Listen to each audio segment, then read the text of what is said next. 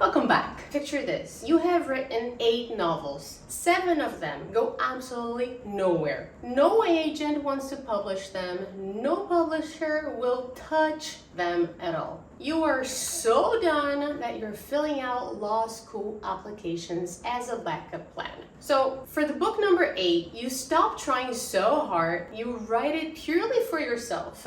Like you're fully convinced that not one single person on planet Earth will ever read it. Then it happened what you would have never imagined. That last breath of a book becomes a #1 New York Times bestseller. It won the Women's Prize for Fiction and the Penn Hemingway Award. It's even getting a film adaptation starring the one and only Jane Fonda. And this book is told entirely, every single page, through letters. Hi, I'm Paula, and this is a little space where I talk about movies, books, series, or honestly, anything that I think it's worth sharing with you guys. Today we're talking about The Correspondent, a book by Virginia Evans, which I read it for the book club that I am part of here in Milan, Italy. So grab your tea, your coffee, a cup of water, or a glass of wine, whatever you're in the vibe today. Because this is a book that seems like something, but then it is actually something else completely different. Let's properly meet Virginia Evans because the author's story is almost as moving as the book's. She is from the East Coast of the US. Virginia studied English literature at James Madison University. Then, after starting a family, she went back to school. She earned her master's in creative writing at Trinity College, Dublin, in Ireland. Today, she lives in Winston-Salem, North Carolina with her husband Mark, her 2 kids, Jack and May, and a red, cute Labrador called Bridget. It is an ordinary, let's say, traditional, grounded life. And I will tell you why this matters for our conversation here today. It matters because the world of this book's main character is built almost entirely out of small, ordinary details like that one. So how the heck does a writer go from 7 rejected manuscripts to a bestseller, you might be asking yourself? Well, by her own account, she had reached what she calls basically rock bottom. Her father-in-law was ill, the world was in COVID lockdown, her previous works weren't selling, and law school felt like the only responsible exit ramp that she could take at the moment. That's what I call desperation, right? The Correspondent wasn't written to fix any of that. It was almost written as a escape valve of her current messy life, without pressure. No agent, no request from book editors, no deadline, no audience in mind. And I think that absence of audience is probably the single most important fact about this book. It takes away that pressure a writer normally has to be read, to be something, to write something expecting it to be great. She took risks that she would normally talk herself out of, and we're going to see exactly what those risks were. So what is happening in this book? What is the actual plot that we're seeing here? We meet Sybil Van Antwerp. She is our protagonist. She is a retired lawyer who just turned 73, divorced, living alone in a modest house in Annapolis, Maryland. The entire novel, every page, minus a brief preface,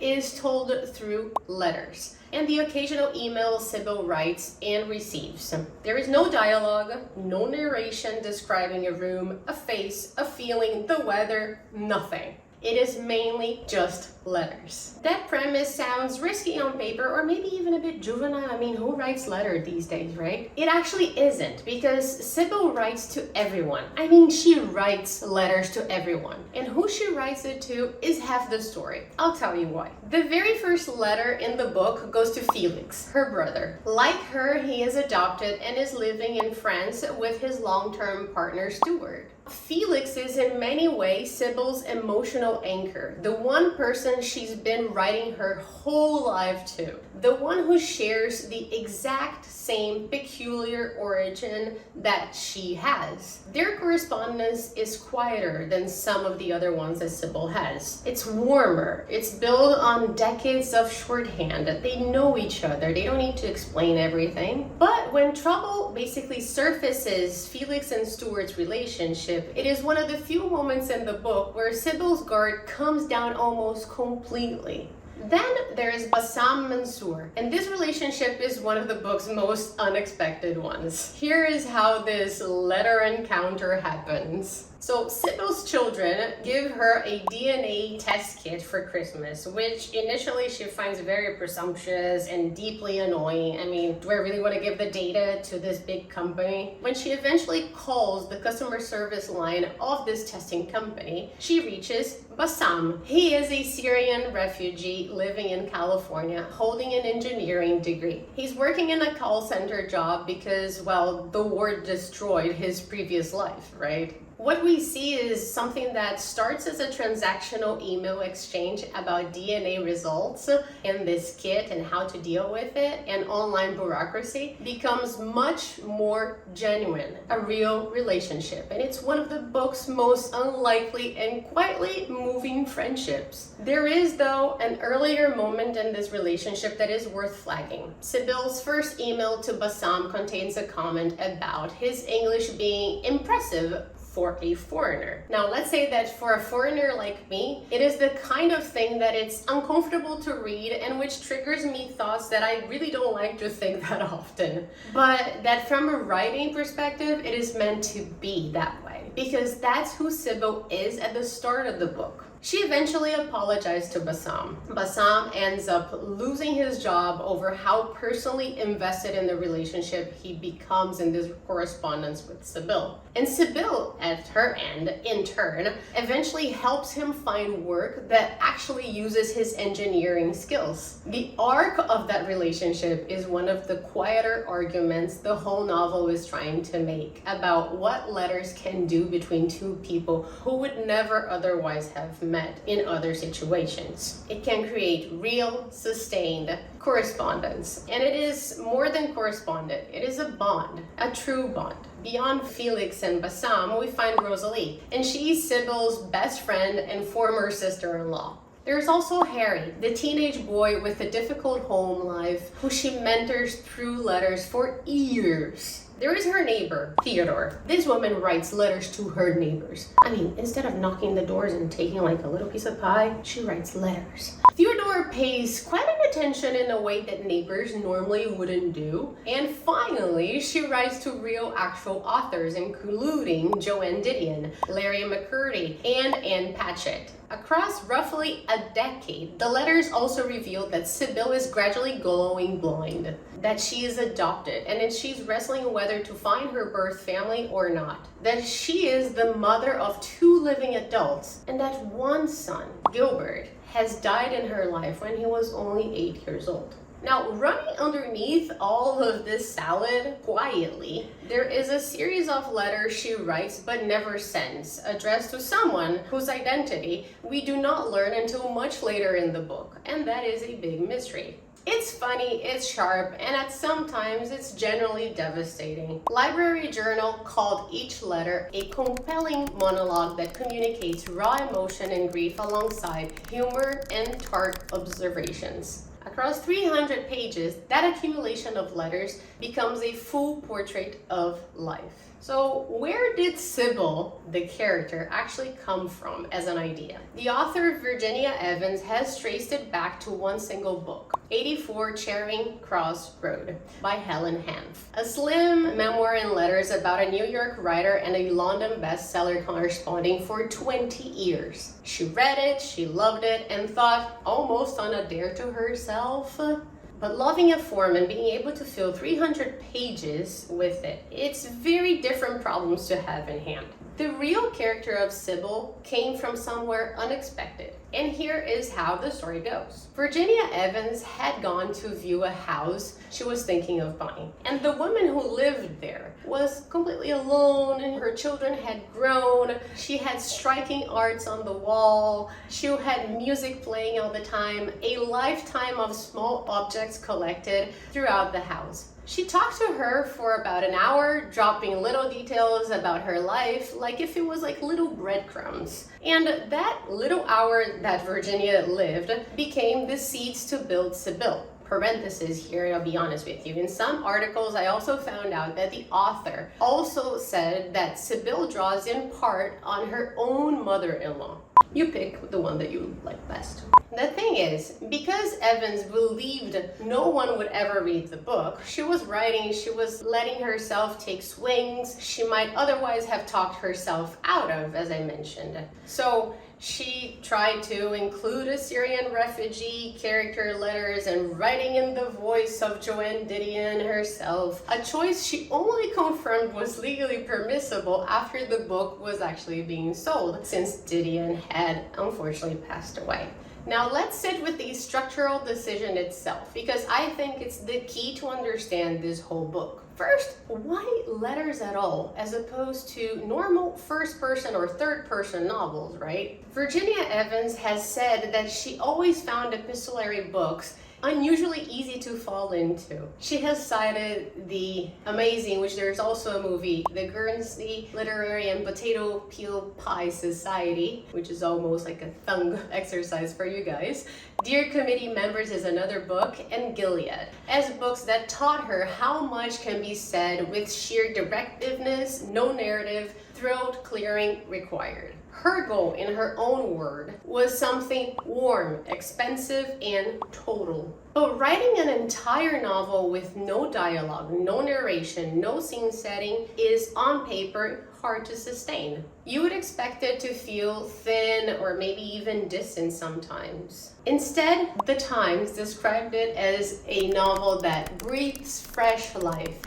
And here's the mechanism behind that. Evans had said that she didn't want Sybil to simply be a hub of other people's letters bouncing off of her. Instead, she described every single correspondent of Sybil in the book kind of a mirror of her, each one reflecting back a different facet of one part of what Sybil really is. The stiff formal letters to a university president show one Sybil. Now, the careful, aching ones to her birth mother shows you another Sybil. The dry, cranky ones to the customer service rep shows a third type of Sybil. You never get a narrator telling you who Sybil really is. You have to kind of assemble yourself pieces of her, refraction by refraction, the same way that you would come to know a real person through years of correspondence with them. Now, there's also like a quieter craft decision worth calling it out, which I found a bit funny, to be honest. The emails. Sybil is in her 70s, not in her hundreds. So she has had a career history that makes email plausible in her story. But Virginia Evans was deliberate that Sybil would never ever text somebody. Email let her bring in the more casual modern texture of a life.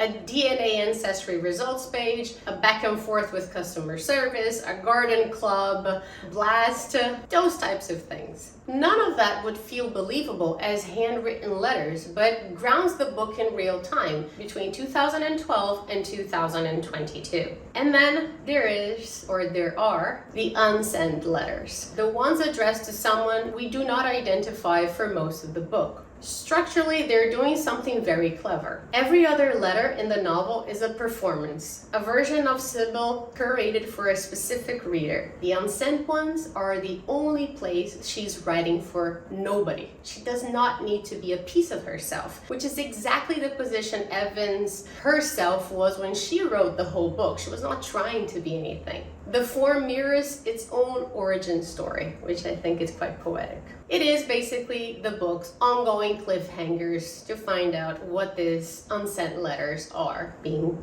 supposed to be sent to. But you're probably asking yourself, how does this thing actually read? Because you know what? The rhythm is going to be a big part of the work here. Each letter functions like a small self-contained monologue. But because you're only ever getting Sybil's composed written voice, never an unfiltered internal thought, every letter carries a kind of double meaning. What I mean is, what she is saying is there, but what she's choosing choosing not to say is also there. NPR's review of the book put this exactly right, noting that, and I'll quote, "Sybil's clever prose might hide as much as it reveals." In practice, that means that the rhythm of the book is mostly control. Sybil's control. Tidy, witty, well-mannered letters. And then, every so often, one sentence where the composure basically slips and you see what she has been actually carrying this whole time. That contrast is what makes the unsent letters land so hard once you're understanding who they are for. They are the one place where, in the whole book, the control drops entirely. Stylistic, Evans avoids the easy stock characters. Even the side correspondents of Sybil's, like the teenage boy, the ex-sister-in-law, the long-lost birth mother, they all come through as fully dimensional people rather than just props in the story, which is generally hard to pull off when you only ever see them through somebody else's email. As for the topic's choice, grief sits at the absolute center of this book. You didn't expect that, right? But the loss of Sybil's young son, Gilbert, threads through everything. It is a heavy part of the book, sometimes a hard-to-read thread. So, little parenthesis here, just as a heads up, if you're sensitive to that topic of grief, maybe this is not for you. But Virginia Evans balanced it constantly with lightness, which for some friends that I say that this is a light book, they start laughing at me. You know who you are. Sybil's letters to authors, her dry humor, her stubbornness, even a little late-in-life romance, this all gives a little bit lightness to this grief that is heavy inside of her. It's that exact mix that is at times thoughtful and at sometimes, you know what, even funny. And then there is the bigger theme underneath it all, that it's basically never too late to do anything in your life. It's never too late for forgiveness. It's never too late to reconstruct. It's never too late to fall in love. It's never too late to change. So let's wrap it up then. Here's what I kept coming back to when I think about this book. Sybil Van Antwerp is the main character, and you know that she's a little bit troubled somehow. You end up finding out that she had a brilliant legal career, decades in law, sharp, respected, formidable career, basically. And yet, for all her professional successes, all of those years of navigating courtrooms and clients and colleagues in different cases, she is, at core, someone who finds it very, very hard to just be with people, but not on paper. On paper, she is extraordinary. Now, in person, well, she keeps almost everyone at arm's length, including her own children, and that's a bit sad. Some reviewers found this infuriating, and I personally think is an honest way to protect herself and a type of control of what can happen with her in this mad world. Because here is the quiet argument the book is making. The same tool that she uses to connect is the same tool that she uses to distance people, the letters. A letter is composed, a letter is edited. It is sent only when you're ready to send. You do not have to sit in a room with someone's reaction. You don't even see it, you don't even hear it. For a woman carrying the grief she carries, the loss of a child, a marriage that broke under the weight of it, a version of herself that she never really forgave, that kind of curated connection makes complete sense in the story that we're telling. She didn't fail to love people. She just never found a way to let them love her back without the protection of a page in between them. Think about that for a second. And that tension is what gives the book its tonal range, which is something that the author Virginia Evans handles it very well. Because The Correspondent is not a heavy book. Virginia Evans never lets grief become suffocating, sad, over basically cramping on you. Sybil writes a blistering letter to the university dean who would never let her audit the English classes. She fires off a missive to a customer service line that would make you laugh out loud on a train. She is, by turns, infuriating and hilarious and deeply moving, sometimes within the same paragraph. The writer Anne Patchett called The Correspondent a portrait of a small life expanding. And that's the book. That's Sybil, a woman who spent a lifetime writing towards people she could not quietly get, and who at 76, with failing eyes and inbox full of strangers who become something more, basically started barely to open the doors of her life. To sum up, this book started as one of the writer's private exercise in giving up 8 novels, 7 rejections, and the one that she thought that nobody would read, the one that changed basically everything. Maybe make it your summer or winter read. What do you think? Now, if you read it though, and I want you to know, what was your favorite correspondent? Tell me here in the comments below. It was Rosalie, it was Felix, it was Theodore, was it Bassam? Were you unexpectedly moved by Bassam's thread? I was. If you have any questions, doubts, feelings, let me know as well. I want to have a chat with you. Hit subscribe if you're new here, or I'll see you in the next one. Ciao, ciao.